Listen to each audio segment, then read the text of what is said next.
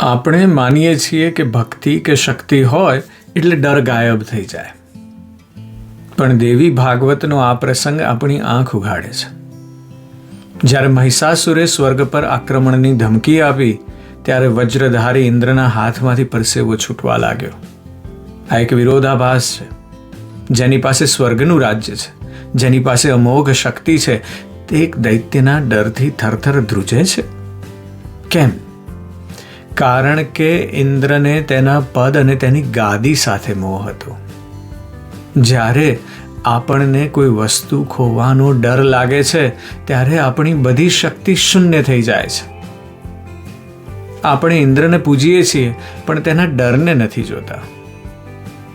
આ કથા આપણને સમજાવે છે કે મુસીબત ગમે તેટલી મોટી હોય, જો તમે મનથી હારી જશો તો યુદ્ધ લડતા પહેલા જ હારી જશો.